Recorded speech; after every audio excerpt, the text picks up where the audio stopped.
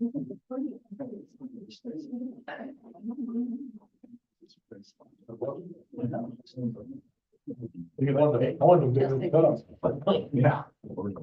Don't worry, I did that for you.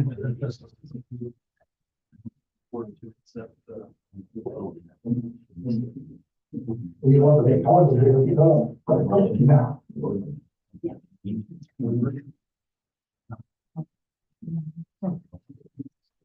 I'd like to call the Safe Air Community College Board of Trustee meeting for January 23rd, 2025.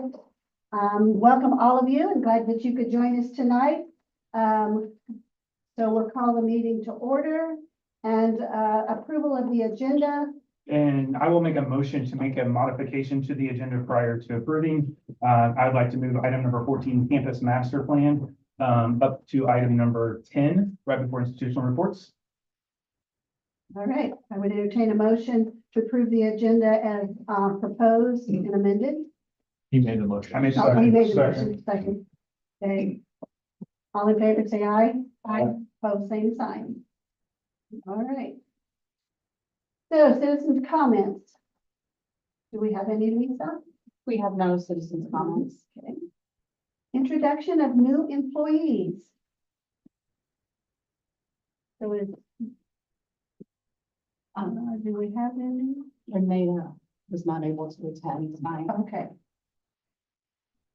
So we'll look forward to that next month. Okay, next on the agenda is the approval of the December 17th, 2024 board meeting minutes. They were published. I would entertain a motion. So moved. Do I hear a second? Second. All in favor, say aye. Aye. Opposed, same sign. Next, we have the warrant for December of 2024. Keith? I'll get my paper. I have no paper. I gotta figure out my paper. No paper. And you know, we'll start pulling it up there. The warrant that is in your tablet. You can see there the disbursements that were made during the month of December 2024. You see that during that month, the college dispersed $4,474,310 as shown. So my resolve is to approve the disbursement resolution. So moved. I hear second. Second. All in favor, say aye. Aye. Opposed, same sign. Motion passes.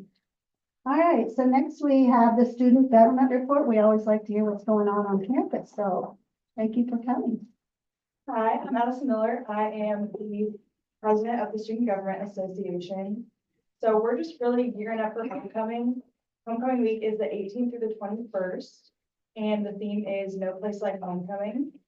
So for homecoming, we have some theme days worked out. The homecoming game is on the 22nd. And we're doing something really cool where people are donating glasses for an eye mission that they give the glasses to people who are in need. And so that's really cool. We're having also a mini float competition during homecoming where different clubs and organizations can decorate a float and the students vote on it. So that's pretty much, we're gearing up for homecoming. What are the dates on homecoming again? The homecoming week for Spirit Week is the 18th through the 21st. And then the game is on the 22nd. February. February. Yep. What are the floats? Like Yeah, wagons? yeah, and stuff? wagons. Yeah. Okay, like regular kiddie wagon? Yeah. Yeah, all that. Let's do it. All right. Guess we're going into the board. All right, thank you very much. Thank you. Off to a great start in the semester. We had a great meeting yesterday. Yes. So. Yeah, and Dr. Bates came and talked to us yesterday, so that was awesome. Well, you talked to me. You guys got me straight now. Thank you very much. Thank you. All right, so we are moving then, going to jump there to the campus master plan. So is that Keith? Yes, Keith. Before we get to the motion, I'd like to introduce Charlie Vega. Charlie is the project manager on the, I don't know your title, but he's the head honcho architect at Hollis Miller. Hollis Miller was chosen from out of 11 different firms we originally got RFQs from. We interviewed 8 of those firms. Hollis Miller was the one that rose to the top in that. We'll go through the plan and saying, but I thought, bring Charlie in and talk about who he is. This is a major project for us. It's a 10-year master plan. It's looking at facilities, looking at what we need to do, what we do, and it's running concurrently with our strategic planning process. So that will work out well. So I thought we'd let Charlie introduce himself, say hi to a little bit of Hollis and Miller and kind of what we're going to be doing over the next few months to get this done. Charlie? Thank you. So, I'm Charlie Vega. I'm not the head honcho architect at Hollis and Miller, but I'm the client leader who's dedicated to State Fair Community College at Hollis and Miller. It's a position that's pretty unique to Hollis and Miller, where we have one person who's really dedicated to a specific client. And I just wanted to come here and say honestly that, we were honored to be able to interview with you all, and even more honored to be able to have been awarded the project, pending in front of you. And we're super excited about what's coming down the line and what the next 10 years could possibly look like. And kind of co-creating that with you all. People in this room are all going to be part of that entire process.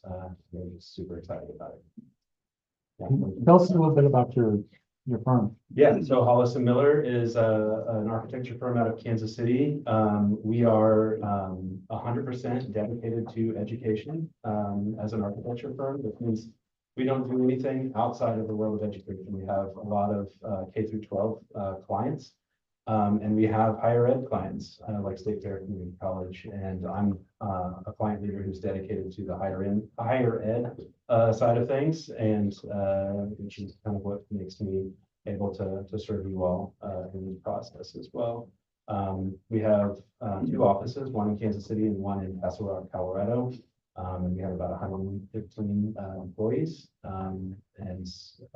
Yeah, it's a fantastic place to work with a great mission towards serving education clients. Would we be familiar with any of the work that you've done locally or anything? Yes, so we've done work in and around Sedalia. Recently, we're working with the Sedalia School District. We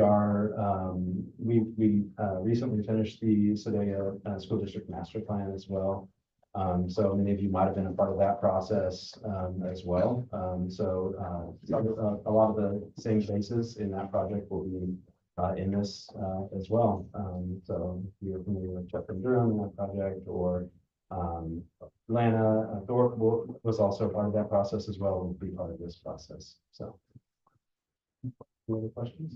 So how long does this whole process you think take? What's your kind of preliminary schedule? So the preliminary schedule that's outlined in front of us right now is working, starting here in the next few weeks, really, and then lasting probably until State Fair, honestly. So it's kind of a good bookend that we can probably all keep in our minds. So in August, we'll be wrapping this up. Hopefully, pending everything moving forward as planned. So you're just wanting us to pay mileage for you to come down to the fair? That's right. Is that what it is? Okay. In a good parking spot. Mileage be easier. Patty and Jeff served on the committee with Mary, Keith and I, that, set through all the presentations, 8 presentations over 2.5 days. And so do you guys have anything to say before we take action? It was very educational.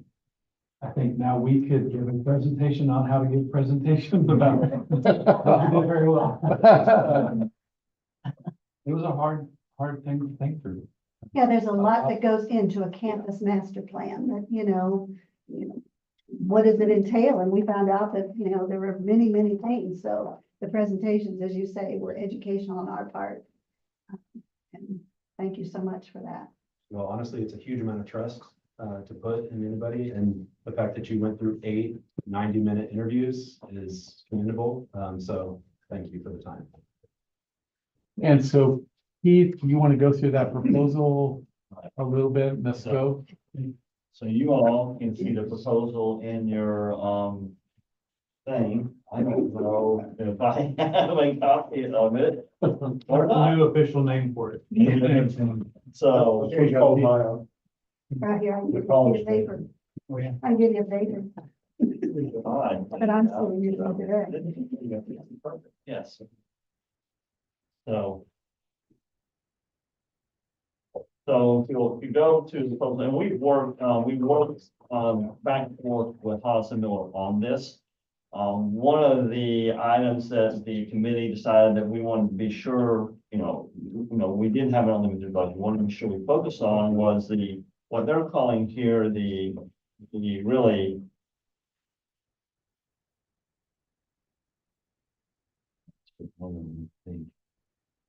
Anyway, visioning the. That's the first page. Second page. One of the things we talked a lot about was the engagement and visioning being very critical, and then what they showed campus and site, campus site visioning.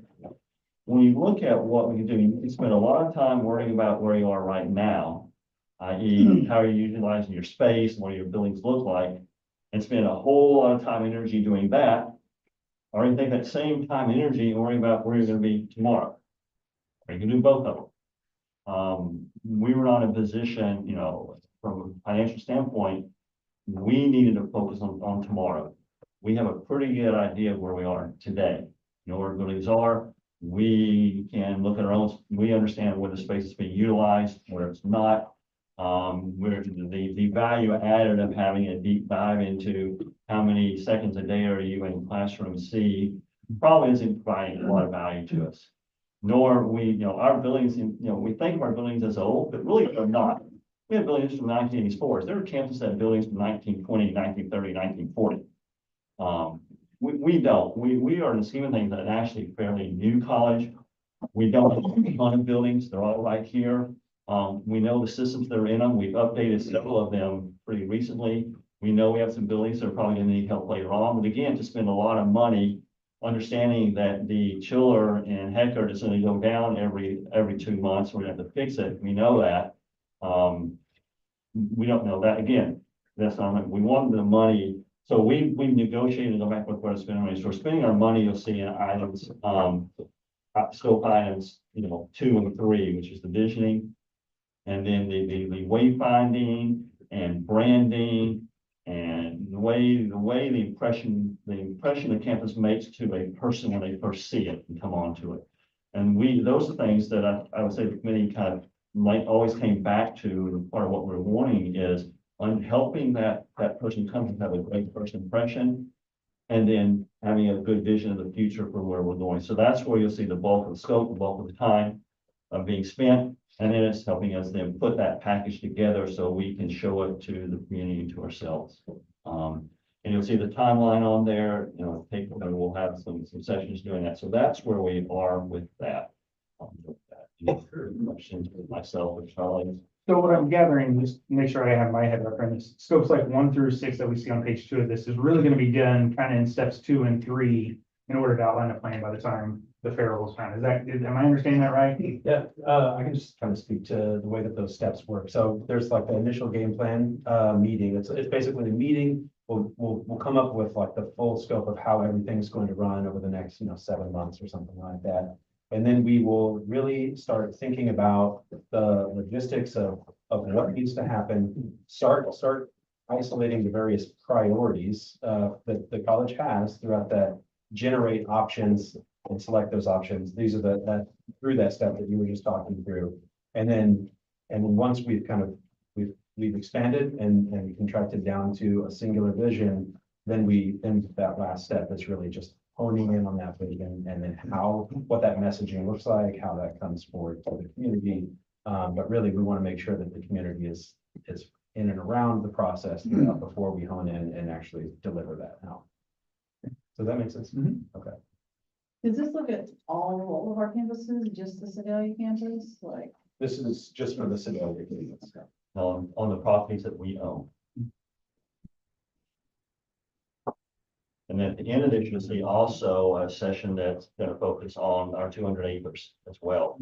To, not in the depth of the other things, but just more of kind of a higher level look at what are the possibilities with it. Where are we gonna, how do you enter the farm?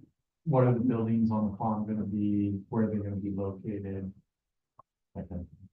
Can you give some examples of who might be stakeholders that we'll be talking to? I don't know specific names, but like groups or who would you be involved in? Certainly. So there's a number of stakeholders that were lined out in the RFQ specifically, when we responded to that. So, there would be, the board trustees, there would be faculty, staff, students would absolutely be a hugely important, set of stakeholders within this process. We have industry partners, with the college that would definitely be stakeholders within this process, and then the community at large, would be, stakeholders. So there's kind of a broad spectrum of stakeholders in the process that we would need to engage in different ways. For example, with like first impressions and the way that the campus looks and feels, maybe we'll talk to current students, but who knows, we might actually bring up, Sedalia High School students in with some of this process being like, if you're thinking of, say, fair, like, what are some of the first impressions that you would anticipate that would make you feel the most comfortable in this situation coming on campus first time? So, Any other questions? Thank you, Sam. thank you.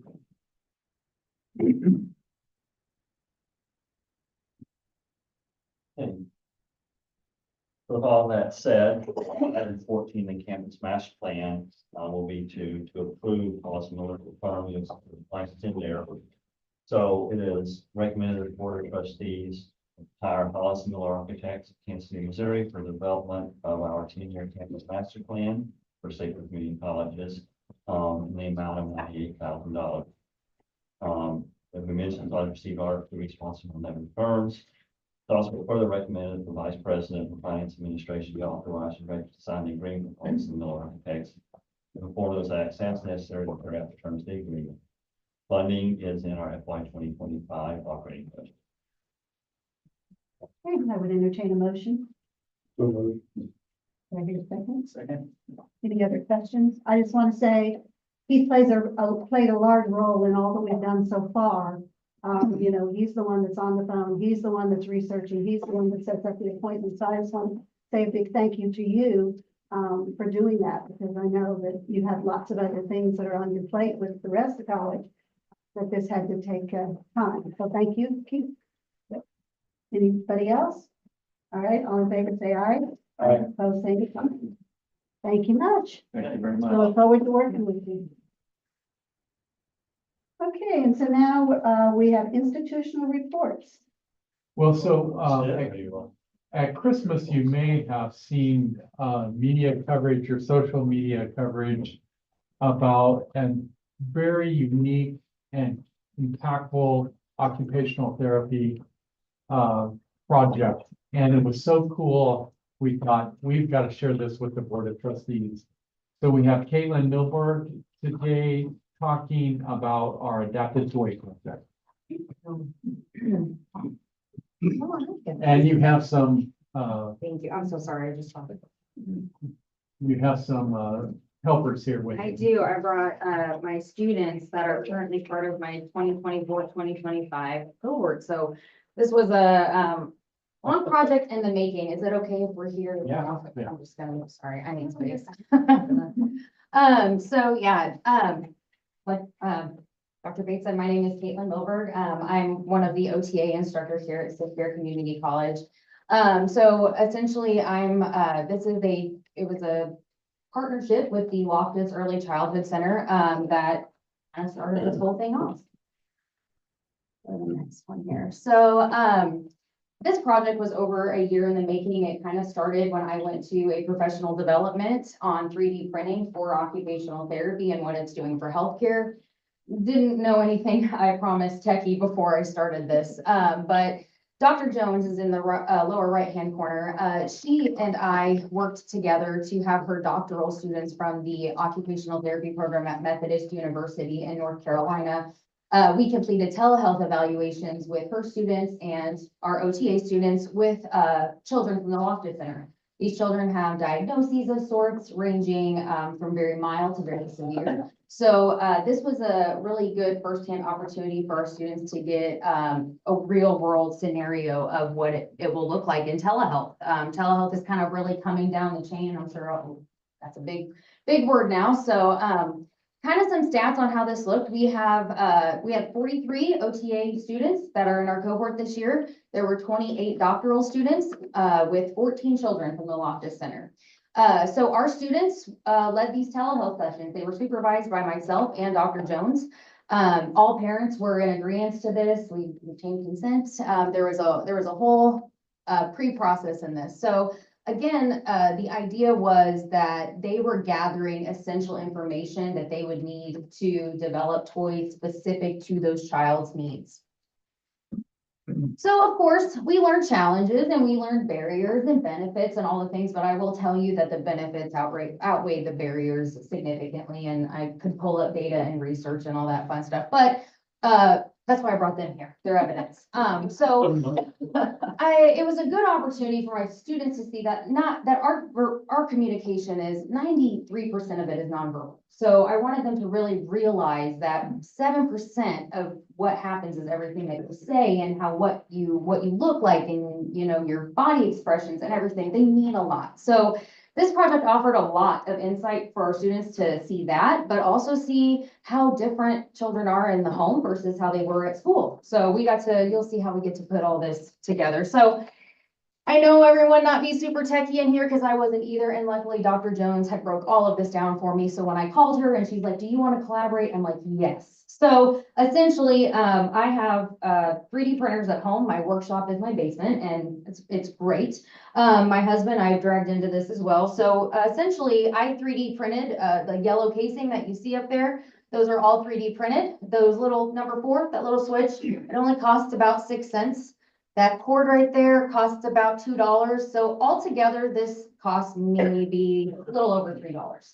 A regular switch off the market costs $75. So a lot of this was to prove that this is a sustainable project that, you know, with the implementation of 3D printing and stripping, soldering, hot gluing, learning how to use circuit boards and all that, which thank goodness for my husband, it's totally possible. So this is just to show you guys what it all looks like, but I did bring a demo. Not many people know how this all works. So again, everything is all put together and just with the nice little push of a button, play happens. So this toy had a different purpose, but I changed all that. Yeah, probably. But no, what's wonderful about it is these can be as easy or complex as you make them. So the adaptability of this is extremely high. So here's the magic, and I call it magic because it was. I can't undervalue what happened that day. Again, witness. So Dr. Throneberry, she is also one of our instructors of the OTA program, kindly represented Mrs. Claus, and her husband was dragged along as Mr. Claus, but his beard is real. Okay, that's why I chose him. My husband is the elf up top. He joined us. This is the Loftus Center. So our students come and have a centralized lab twice a semester. They come down to our campus, and this time we got to go to the Loftus Center. So a lot of kiddos up here, just a few, but I do want to share that this was a huge success. I called families over the past week and gathered information, and I really can't tell you how many times they're just like, thank you for seeing my child. Thank you for providing a toy that they really liked. This little fella right here, he's my favorite story so far. He was born with an extremely rare condition. They're not quite sure how to appropriately go about treatment. It's kind of been a wonder, and I worked with the OT, and her and I collaborated, and he was the hardest case for me. There wasn't a lot I had to go on. He's actually achieved all of his OT goals with the use of the Switch toy now. He's correcting things on command that he's able to see and hear. It's the first time they are actually getting that feedback that he's hearing us, seeing us, he's excited. So he's our big success story, but he's not the only one. We have several others. So this might look like a scary scream, but I promise it's a scream of joy. So yes. And then I just want to demonstrate, this is our 2024-2025 cohort that was a part of this amazing process. So, goal is that this is something that we can fund and continue to do in the future as we realize the huge benefit that it had to not only my students, because I really wanted them to see what OT was and put the whole thing together, but I wanted them to see how they can benefit our community, but children in such a really easy, cheap way. It doesn't have to be expensive to help somebody out. So, anyway, Chelsea and Cameron, would you like to speak on your experiences? So, hi, everybody, I'm Chelsea. I will say, I am not here against my will. I'm not gonna get like, I'm here because the project. Didn't have to say that. No extra credit, I just truly believe in this project. It was great, like, she said it was a magical moment, but it truly was. Like, as a mom myself and as a student, it really did open my eyes to so many different things. As a student, we got to experience telehealth, which is such a growing field, like to be able to experience that and make connections with the doctorate students in the OT program in North Carolina. We got to make connections. We got to experience what it was like to schedule with them, time zones, parents, ethical dilemmas. Just there were so many different things that we got to learn that we've been learning all semester, but to be able to put it together and see what we're actually doing, just, I know for myself, it made me so excited to graduate and really get out there and make a difference. I feel like two of our most vulnerable populations are kids and people with developmental disabilities. So to be able to go in there and like make a difference, like she talked about the student who did the functional reaching for the first time. I got to work with a student who he had autism and he doesn't make eye contact. He doesn't speak to people. And he was so excited. He gave me a hug. He made eye contact. He went to Santa. Like for us, it was so like a few minutes, not a few minutes, you were here on it, right? We were there for a few minutes of our day, but like to them, like it just was the world. And I loved it. And I really do hope it is something that the future OTA students get to do. Because even going into it, we didn't realize, I was like, oh, occupational therapy, acute care, outpatient, like to really see the different areas that we can branch out into, it is just unlimited. And I am glad you asked me to come and I'm so glad we got to do this and I got to be a part of it. Like it really was magical and I do hope you did to keep doing it. Thank you. My name is Cameron. I'm also an occupational therapy assistant student. I also participated in this project and I'm just going to repeat what they said. It was truly a magical experience and regardless of the bumps along the road, I could not have asked for a better experience. We got to apply ourselves clinically. So not only were we learning in the moment, but we were also using our working memory as well. So we really got to apply everything that we've learned so far to what we were doing. And we got to work with the OTD students, which was really great. We got to work on collaboration and kind of get a view on what that's going to look like in the real world once we graduate and we start our jobs. So that was really a magical moment for me. And just the looks on all the kids' faces. I mean, telehealth is a fantastic way and it's truly an emerging form of treatment and evaluation in OT. And so for us to do that and then get to meet the kid as well, it really just kind of solidified for me that like, this is what we need to do. This is it for me. And so personally, I do want to specialize in peds. And so getting to do this really just, like I said, solidified that for me. And it really showed me how diverse each child is and all their diagnoses. You can have two children with the same diagnoses, but they're both so diverse and they're so different because it's going to show differently in each child. So to get to see that and to almost, in a way, I felt like a kid on Christmas morning, getting to see the outcome of it. And so it was just nice getting to see it from our standpoint and getting to work on it. And I could not have asked for a better experience. And I really hope that every cohort after us gets to experience the same thing because it truly was, it was fantastic. Chelsea, where are you from? Fidelia. Sedalia. Cameron, where are you from? I'm from Carrollton. And Cameron was last year's student government president, so some of you recognize her. She's dressed differently. Yeah. Anyone have any questions about the project? You pressed the blue one, That's right? exactly what I. And that made Jeff Crow look like.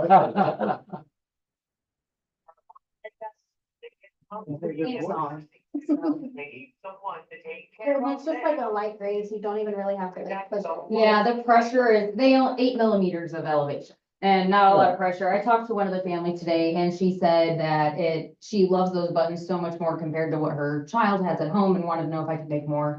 So she could attach them to the toys and, actually the school district wanted us to make several more so they could use them in the classroom. So Mhm. hopefully next year if we're able to, I would love to be able to make more. My dream is big, but I would love to be able to take this to the Smith Cotton High School and work with the engineering students and start getting them involved. Studies show that in order to incorporate 3D printing successfully into clinical practice, that it's best to have an engineer, and I know why now, because it was a little troubling. So, I would love to do that. Not only that, but I know there's so many students that not quite sure what they want to do, love tech, love to help people, but now guess what? You can do both. And so, anyway, I do have a lot of dreams for the program, but so far, it was just me and my husband working on it, and it worked really well, so.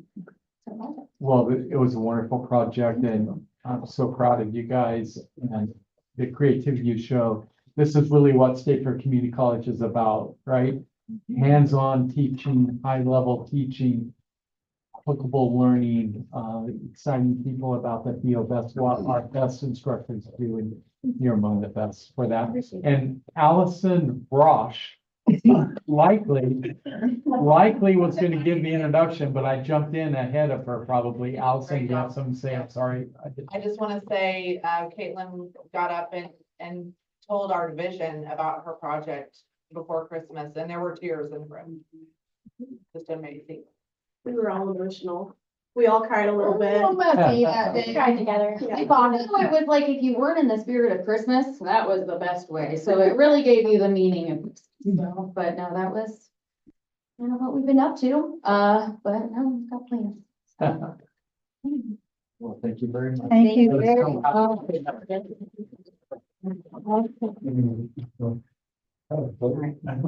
Thank you so much. Well, that's what. The bell's manual. Otherwise, yeah, no, you can get pretty, the more buttons, the more switches, so you can get pretty interesting. Yeah. Thank you guys so Thank you all much. very much.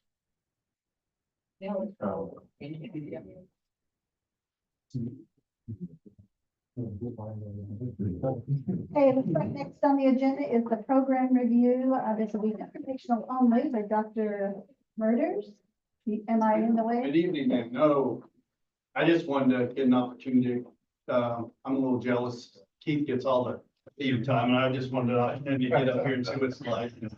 I'll give him a break. No, but this evening, I want to talk about program review. And so again, for especially Jeff, going back to policy 6310, it tells us we have to have a improvement plan or evaluation system to look at all our programs. And as you see in the last couple lines there on the first paragraph, program evaluation system ensures maximum continued improvement of all instruction, programs, initiatives, and services. So it's everything. It's not just the academic side, which I'll focus on tonight, but it is everything. And it also states, as Mr. Parker noticed, I didn't put the president, but it actually says the president's responsible. It's his thing, but an annual report to the board. And I'm standing up here today, of course, fulfilling that for Dr. Bates, but I'm going to hit on, again, primarily the academic side, but we also do service evaluations, as you guess, with our project management and things like that. You all hear a lot about those. So that's primarily why I'm going to look at regulation 6310 that supports that, and then even 6311, which talks about program viability. And we like to really call it, instead of program viability, the academic review, academic viability. So we're going to look at those programs. We're going to look at the disciplines when the tech ed, the human health sciences, and of course our transfer programs, all our degrees. So the objective is to decide if we're going to continue to do something. And if it gets to that point, obviously we would come to the board and go through a process of, do we want to keep doing these things or not? But we internally also have our own, obviously things don't work every day perfectly. How do we get them up to speed and so forth? So I'm here this evening going to talk about the review that we just finished up. And again, reminder, what is program viability? And it's just really, are we sustaining the levels of performance that you expect? And we have measures to do that. So our programs have to hit 2 out of the 3 measures that we talk about, and I'll talk about those. And then you can imagine, career tech ed's a little different than our transfer. And so our health science and our tech ed, they look at credit hours. Are we producing enough students? Revenue over expenses. We're not breaking the bank, and placement. That makes sense. Are we getting them employed? So that's our tech ed and health science. On the other side, we look at transfer and graduation. So we still look at credit hours and revenue, but we look at transfer and graduation for the Gen Ed, the AA degrees, AAT. So even though none of our programs, we review them all, we typically aren't in any big trouble. Last year, I did this. I just kind of breezed through it and said, hey, we looked at all, they're all in good shape. And I thought today, I want to show you a few of the programs that do have some blemishes. So you know we are really doing this. And I'm just not up here selling you that we're doing great. So these are the programs under the arts and sciences side. Chemistry, it's come up in one area. So again, we're not having huge areas. We're doing fine from our KPIs, but this is something we still want to have an action plan, and the deans and all those underneath are working on. So for chemistry, again, those sciences are hard to get the credit hours, but we're working with Missouri S&T. We're trying to get our articulation back. That they changed everything, and so that has been a struggle, as well as we're really working real well with UCM. And so we see, so they've got some plans going. Same thing with on the engineering side. It's really physics. Same type of thing. We have a issue, the same articulation type issues that we're working on. So we're working real hard to look at articulations and improving those. We still have a need for them. We're still doing well, students, but their credit hours are below where we'd like to have them at. What do you mean by credit hour? Or the number of students it's producing. So the need is not there as much. So we're not getting the STEM, the engineering, those who need chemistry that are going to transfer specifically with the AS degree. We just started getting, because of that articulation, students, and sometimes it's because even, well, the articulation, then it keeps us from getting those students. They're going to go, oh, we're going to just go straight to S&T. And that's really why the articulation is difficult. They make it, to be honest, a little difficult. But UCM, like I said, Dean Cunningham, he's not here tonight, but he and his team and stuff, they've really been working, especially I put UCM on there because that one is starting to really pick up, and we think that's going to be a big one to help bridge that gap. The engineering design technology, even though it's really under Dean Leonard on the tech ed side, I still put it here because it's tied in. The classes overlap. A lot of the same classes support engineering design technology.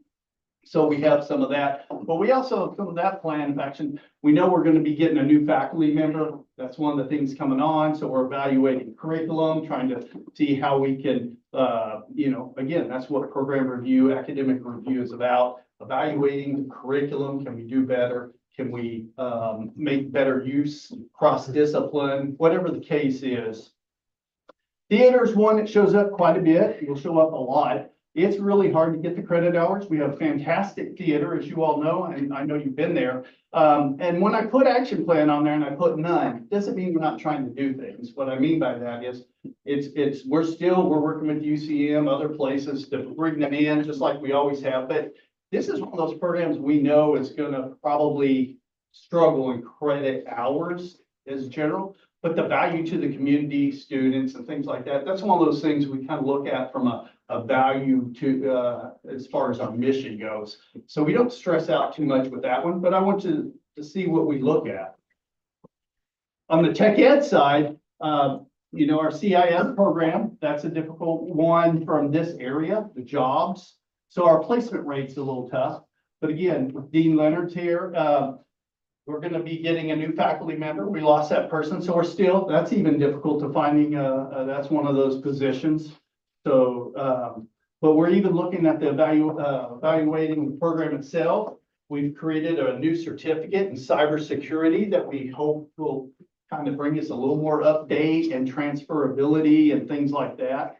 And again, we continue to work with our advisory board, but we're really specifically focusing on how we can improve CIS.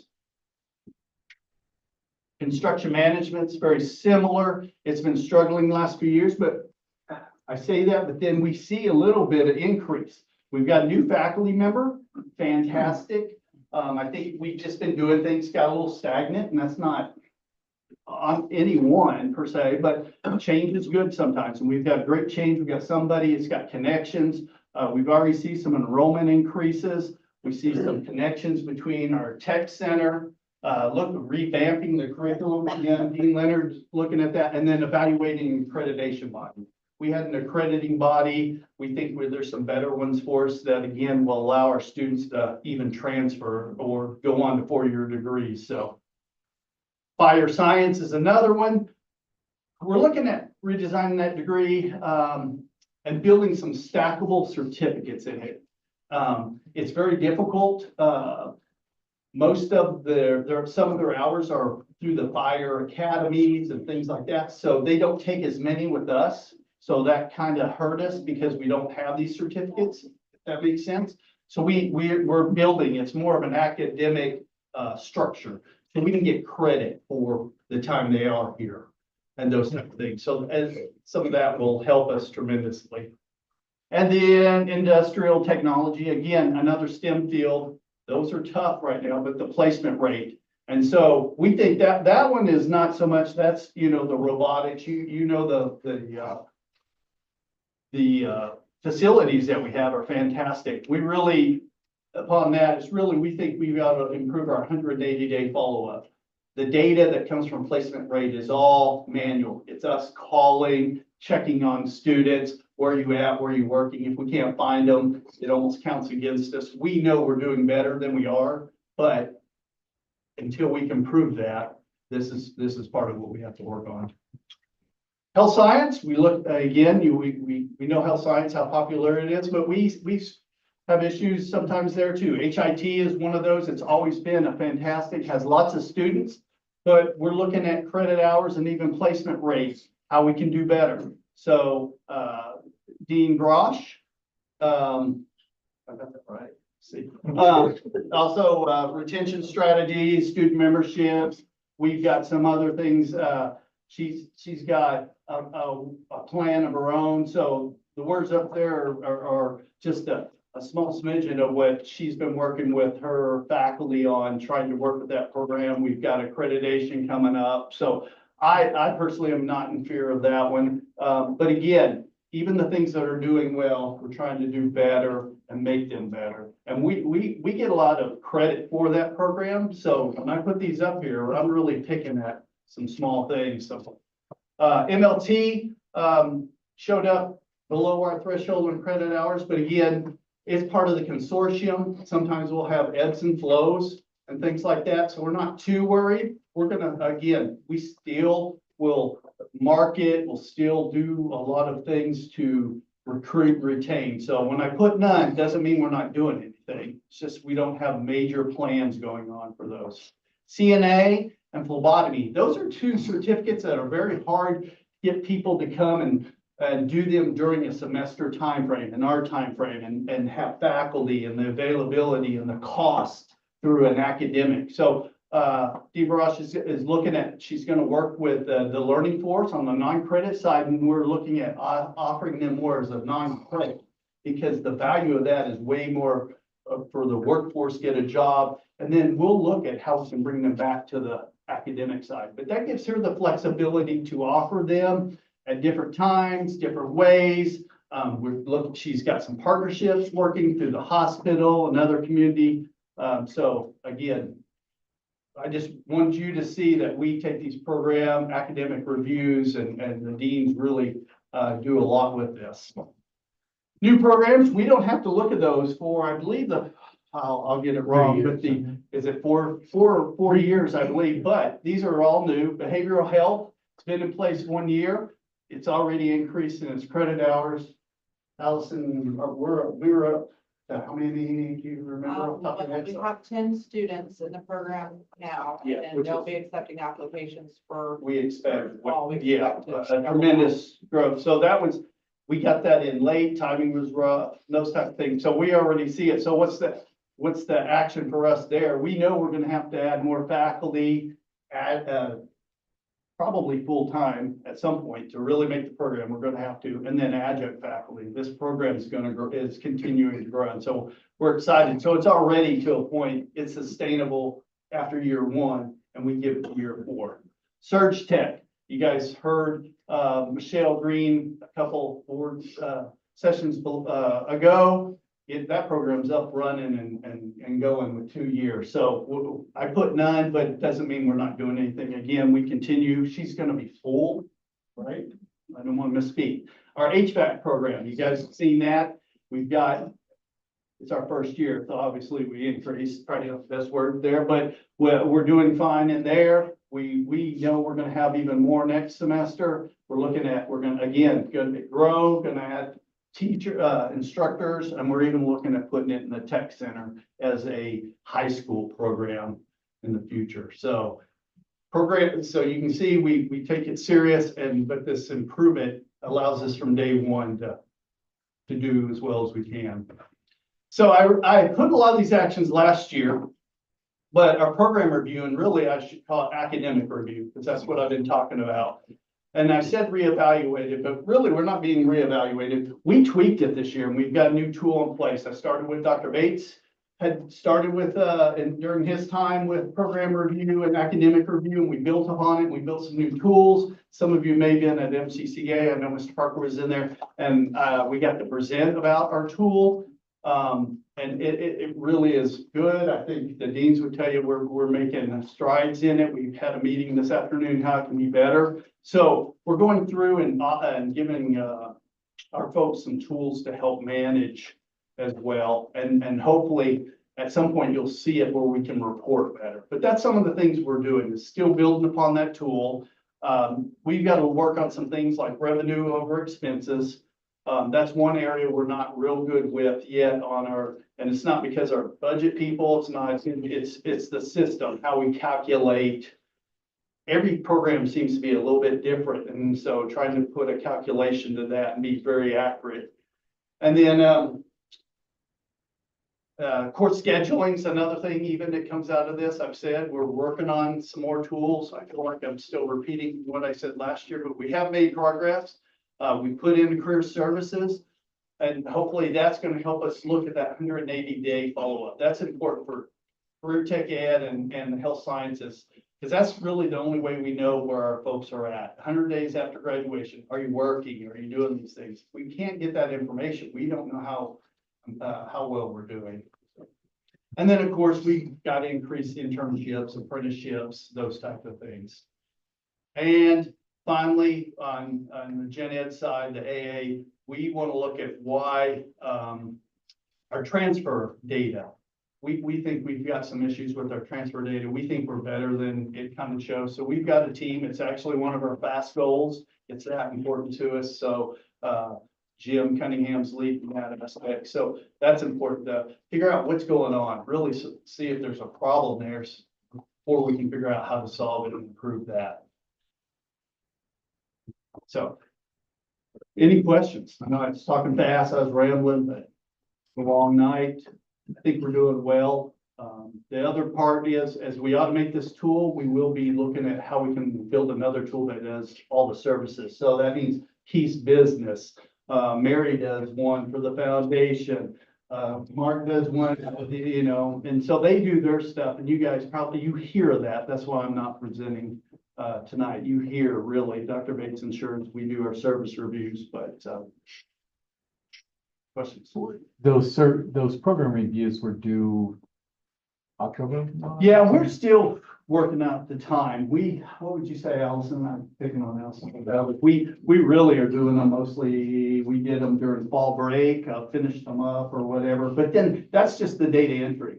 Be honest, we do that, the deans. So after they turn that in, Yeah, they you go go deans and Yeah. VP started working and the Right. associate deans worked one with every faculty member that submitted the program review. They work on this. How many hours do you think you've spent on that? I don't, not near as many as the deans.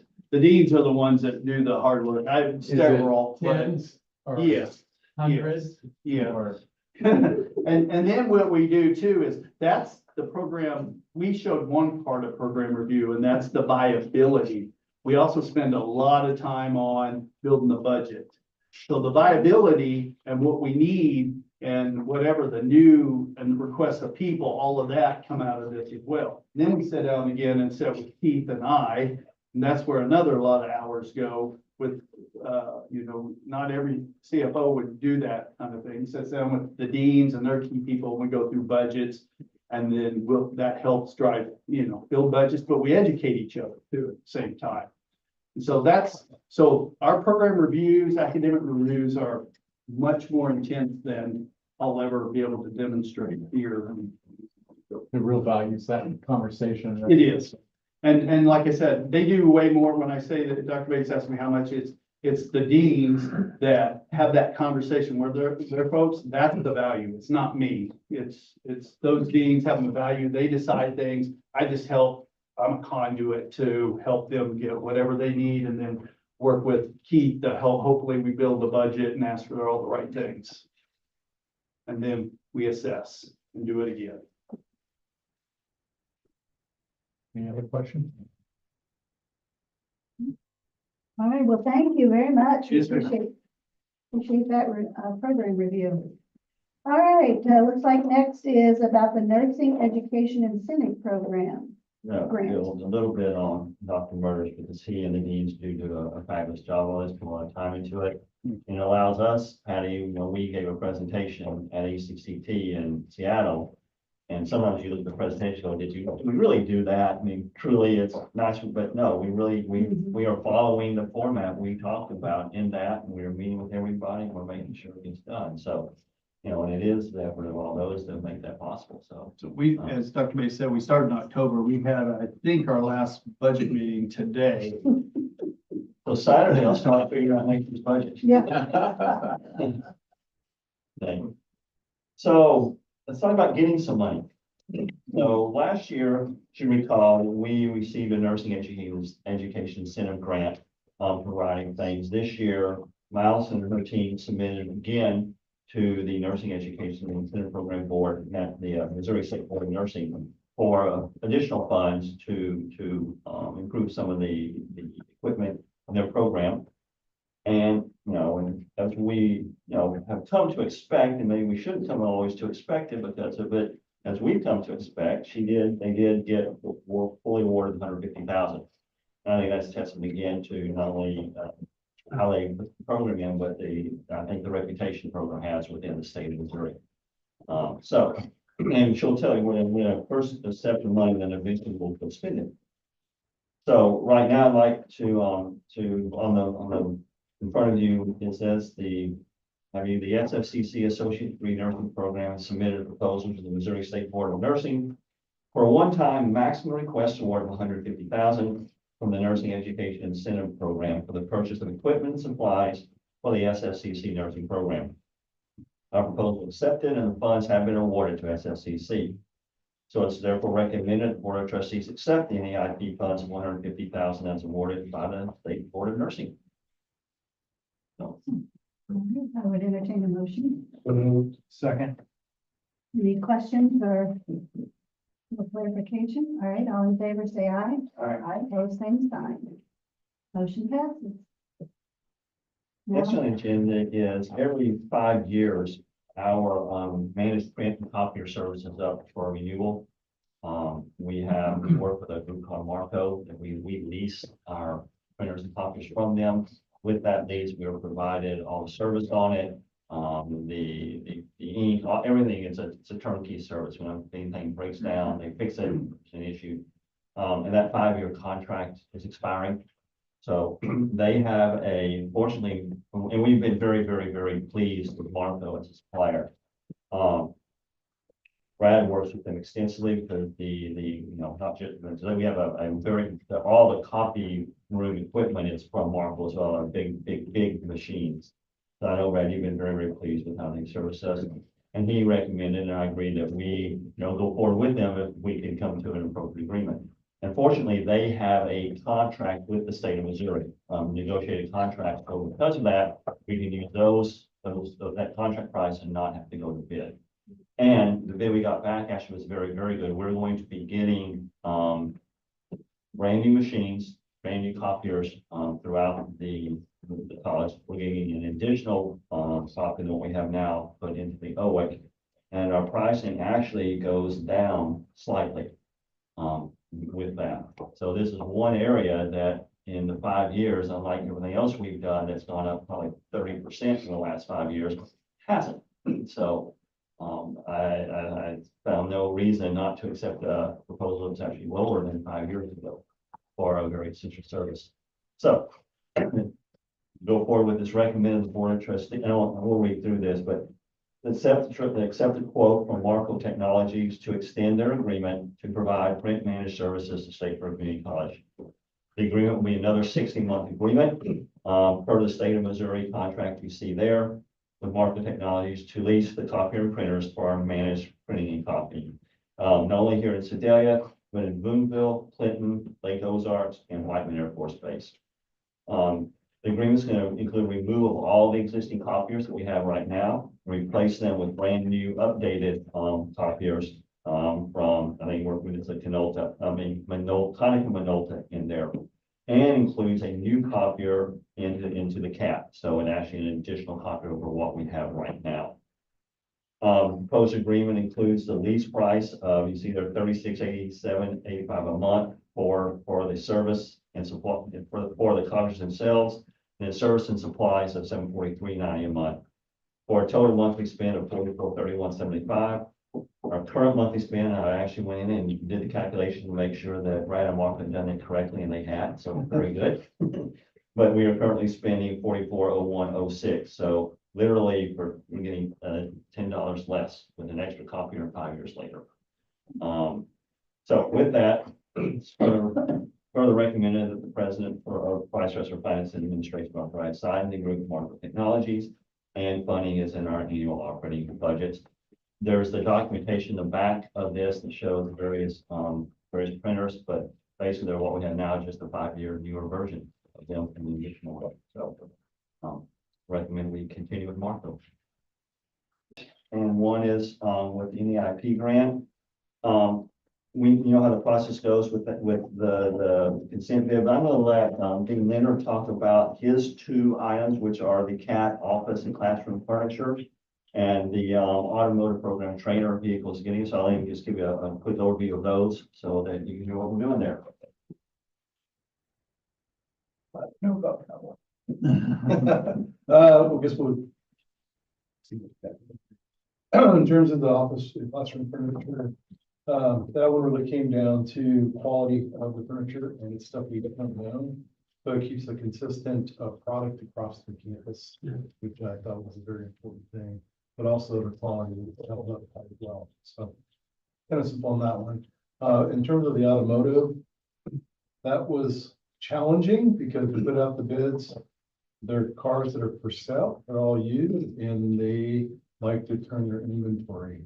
So we, on the second round, we had 2 bids, one from WK here in town, and the other was from Rick Ball. We selected vehicles from both, which made it pretty easy. We did select 8 vehicles. In consultation with our advisory board, we did not buy an EV specifically, but we did get 2 hybrids. So we can still do the same tasks that are part of the that technology, but there just is no EVs in this area that were affordable. It was well over 6 figures for a vehicle, and that was a lot. But also the advisory did not see us needing to do that at this time. The other ones, we did buy 2 diesel trucks as well to get this diesel program off and running. It's very, very soon. We're actually working on that tomorrow. So any questions on this? Really nice car. You don't like it. The other item is, where you're going to be purchasing is a high fidelity pediatric simulator. I'm gonna let, we're using that P grant, and let Allison tell you a little bit what we're doing with that, where it's going, how we're using that one. And so, understand what's happening there.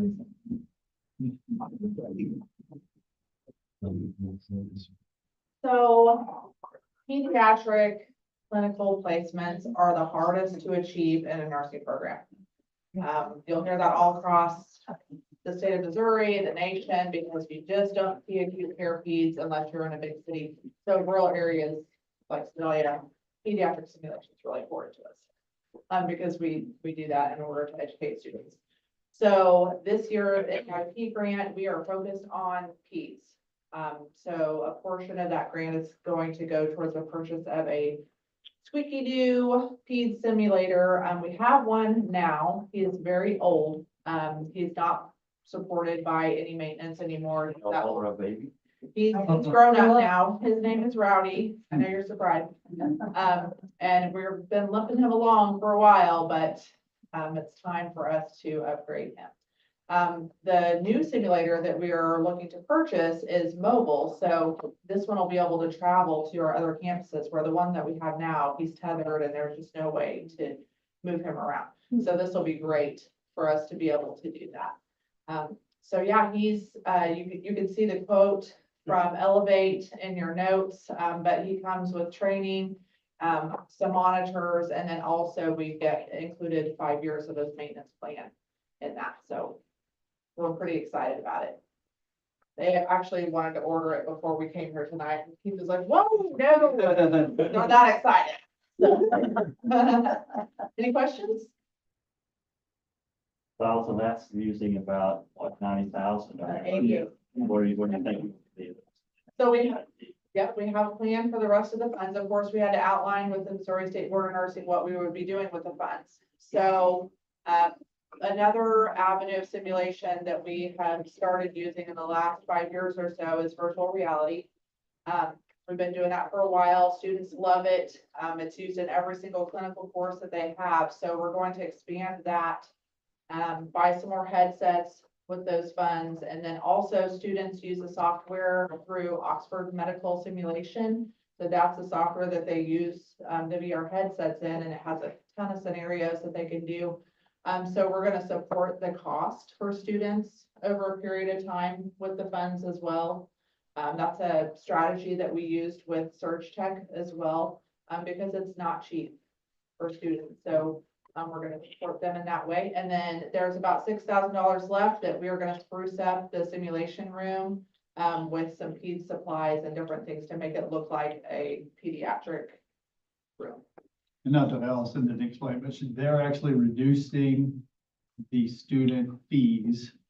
So this cost it's going back to the student. It's going to support, when she says support, they're financially going to pay less and they're taking care of them. That was part of their plan and all of this in addition to upgrading. So a lot of work went on their side. Think about the students.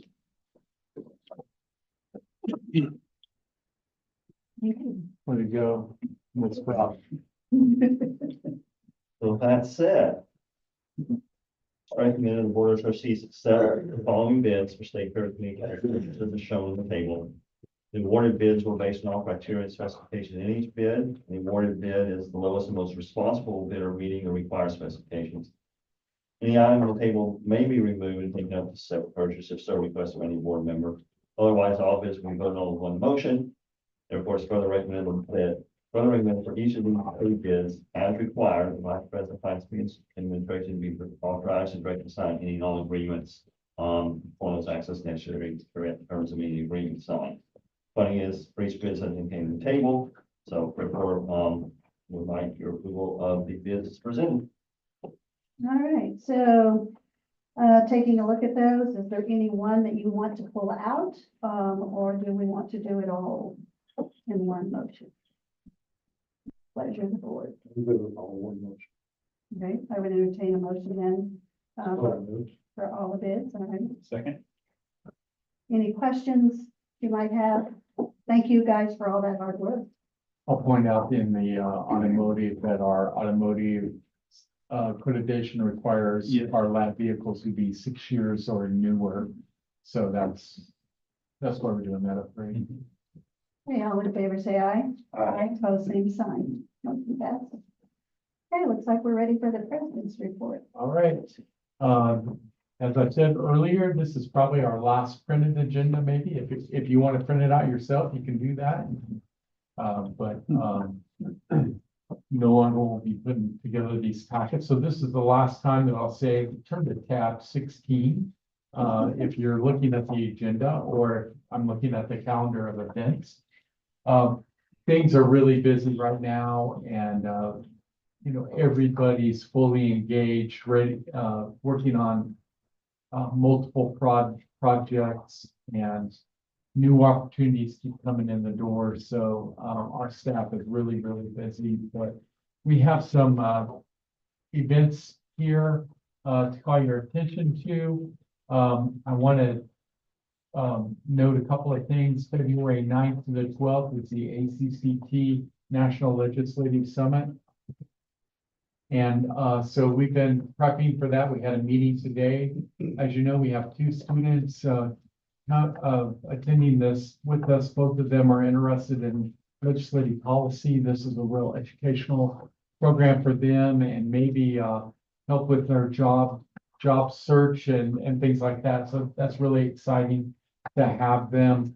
Mr. Parker was planning to attend with us, but unfortunately today he had eye surgery, and he's not going to be able to travel. So he's not going to be able to attend with us. So it'll be Patty and Justin and myself and the 2 students, Dr. Murders. So we're excited about that trip. February 13th, SFCC is the sponsor of the Sedalia Chamber Breakfast. That's at 7:30 in the morning at Life Point Church. If you would like to attend that breakfast, if you'd let Lisa know, and she'll get your breakfast paid for. And we have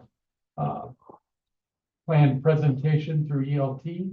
I'll be leading that presentation. We have a couple of giveaway baskets, and we'll have information out at the table.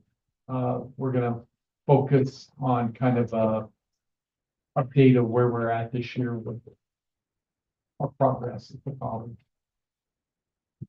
Then homecoming, as our student government pointed out, is February 22nd. And so here on campus, there's a whole week of activities prior to that. On homecoming day, through the Foundation Alumni Office, Mary Schreiner is planning another meeting with our distinguished alumni. So we'll be having a luncheon with distinguished alumni and sharing our updates with them and keeping them engaged with our college. And then Mary, I don't know the time, there will be an alumni reception in the afternoon at 4 o'clock. And so we'll be inviting alumni in, we'll have some hors d'oeuvres, and that'll be in the Thompson Conference Room.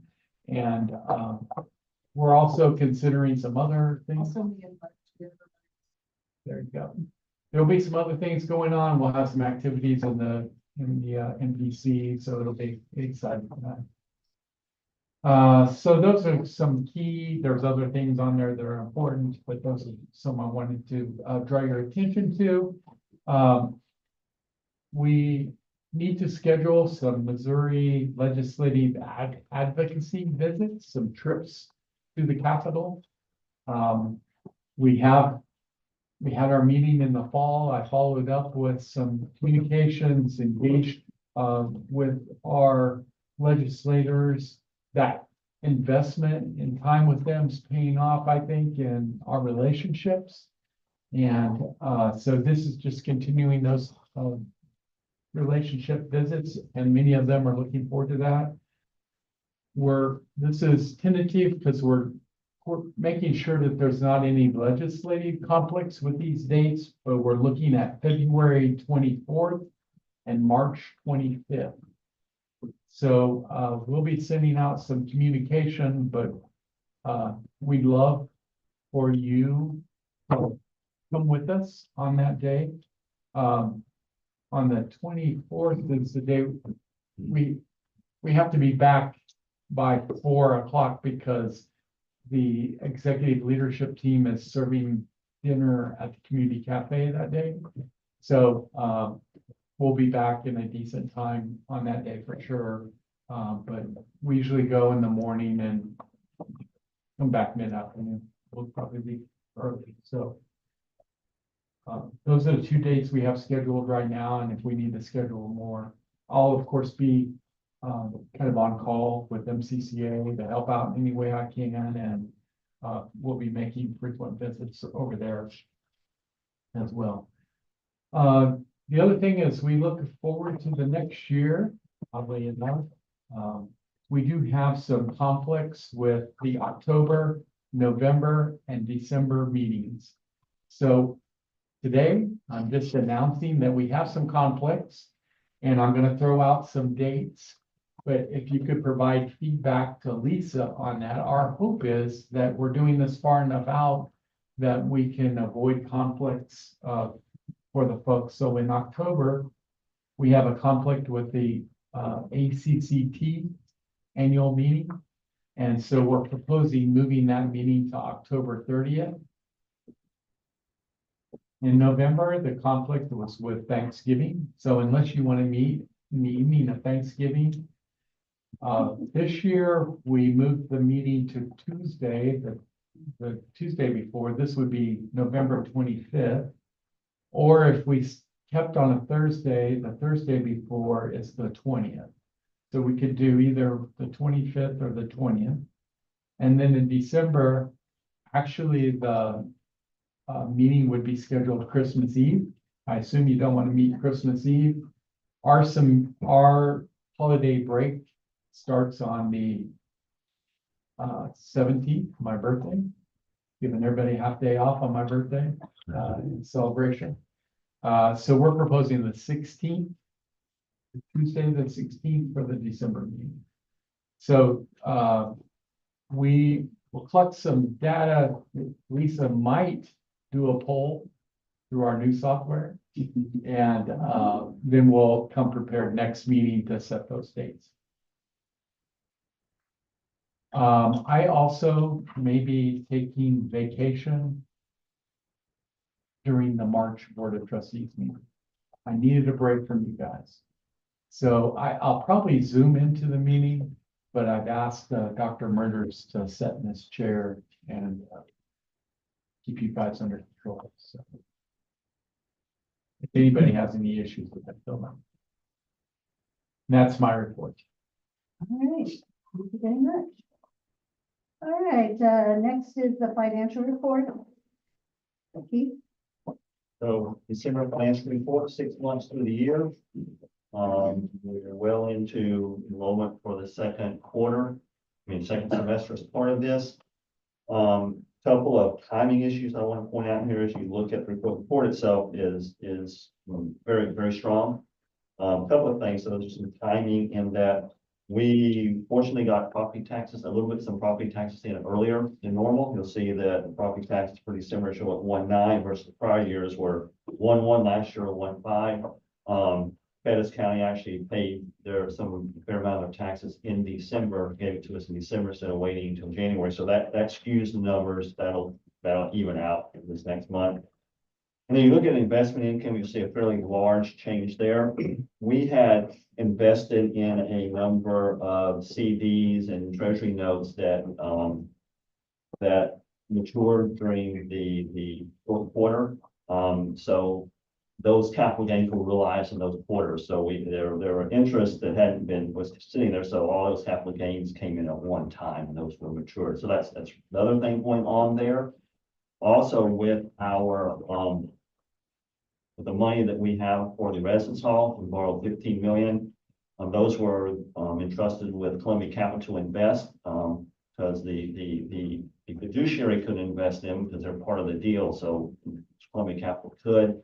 They put them in some fairly strong money markets. Those also matured in December. So that 15 million, the part we weren't using as it went down was earning interest or earning basically gains that whole time, and those were recognized in December as well. So these are all real, just happens to be they have to all get realized in that quarter.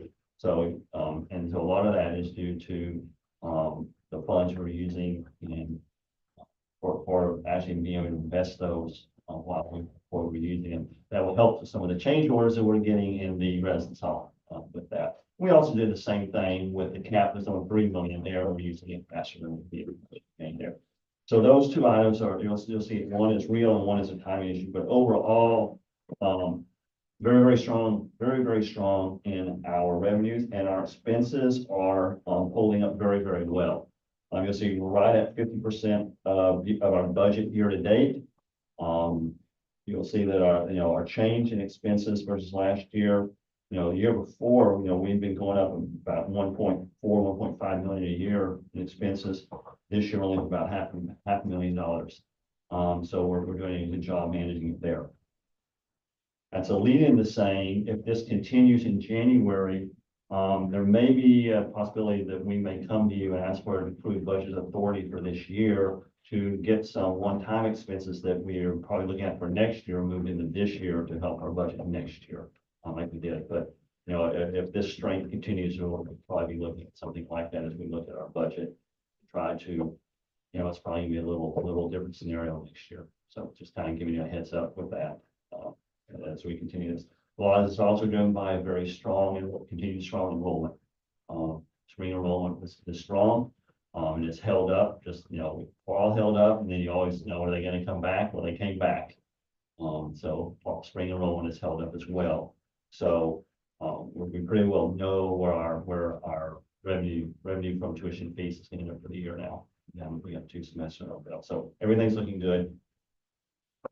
The investment report is next. You'll see that at the end of December 31, we had about $14 million in cash and investments. Again, fairly strong balance. Our rate within the bank is down to 4.26 as the Fed funds rate goes down. We have some other things invested in some longer term notes. A lot of those which are maturing this quarter, the next time. Then after that, we have a fair amount, about $3.5 million that's further out to 28, 29 as we hopefully will continue to see CPI decline with that. So just a matter of kind of where we've got, trying to always keep us about 50% cash, 50% invested. It's kind of my general way I'm looking at this for most of the time. Now, in terms of some, I think we had one purchase report for athletics. I'm not sure what they bought, but bought something close. That's A nice basketball. yeah. So anyway, that's the financial report. Any questions on either the actual report or the financial report? Thank you, Katie. All right, next on the agenda is the board discussion. Looks like there's a few items listed. Review strategic plan process. Well, Richard asked that this be added to the agenda, and he was going to update you on his attendance in the first meeting, and he's unfortunately not here, but I did talk to him. He's very pleased with the progress the team has made, and he was able to express his opinion and ideas, and maybe represent some things the board has talked to him about at that session. He was really looking forward to the February 7th presentation with Dr. Henderson. He was going to talk about that. That's the futurist that's going to come in and work with us. Patty has agreed to attend that session since he can't attend. He still will be on restrictions at that time. So, but if anybody else would like to attend that session, there's going to be it's going to start off with an hour overview of kind of our key performance indicators, where we're at. And there's some reading assignments about the future of community college. There'll be some discussion about that. And then Dr. Henderson will start working us through that futuring exercises. So we could add others to attend. It's a long day. But I think it's really has a potential to have some transformative impact on the state of community college. That's what I'm sure Richard would say. All right, thank you. ACCT legislative, I think you kind of alluded to that, so, you see Justin and I, along with Dr. Bates and the students and Dr. Murders. I got to watch, Dr. Bates was the speaker, on Martin Luther King Day at the first, or let's see what the name of it, Burns Chapel. So, just, out of your comfort zone, and I thought you did just a tremendous job and represented the state fair so well. There's a lot of encouraging words for all of us, so if you didn't get to see that, I encourage you to go, I don't know if you shared it on your Facebook page that I did not, saw but it. it's on the Burns Chapel Facebook page. Somehow I ran across it, and so I listened and, just. Maybe I did. I don't remember I think I now, but somehow I ran across it, so I just wanted to say kudos to you, Dr. Bates, because I know, that brings you out of your comfort zone, so. I was honored to be But- asked to speak at that community. But did just a great job. Anybody else? Thank you for your birthday today. I appreciate that. Happy birthday. So we'll be learning about, with our new, iPads, is that what we decide? What are we calling them? I've heard several words here. I said it at home, I call it my SFCC thing. Oh. That works. Yeah, At least at home, it's actually like a laptop or something, or a tablet. yeah, so. I've practiced some more. I saw some new things today that I hadn't seen, so try to stay up with it. All right, anything else? Okay, so the next meeting will be Thursday, February 27, 2025 at 5:30 p.m. right here in the boardroom. And so as we then, there's no other items on the agenda, we'll go into closed session. But after we come out of closed session, there are no more items, so we will just adjourn at that time. So I would like a motion for us to go into closed session for legal actions, causes of action, or litigation pursuant to RSMO section 610.2101 and hiring, firing, disciplining, or promotion of personnel pursuant to RSMO section 610.2103. Second. All right, roll call. Amy Brashears, Yes. Tim Carr, Yes. Dustin Hubs. Yes. Jeff Page, Yes. Richard Parker is absent. Patricia Wood. Yes. Mr. President, I recommend Keith, Dr. Murders, Scott, and our lawyer will be joining via Zoom, so. Okay, all right. So thank you all. Have a great evening. Golly gee, 8 minutes till 7, and so we moved right along. Stay safe, stay warm. Yep.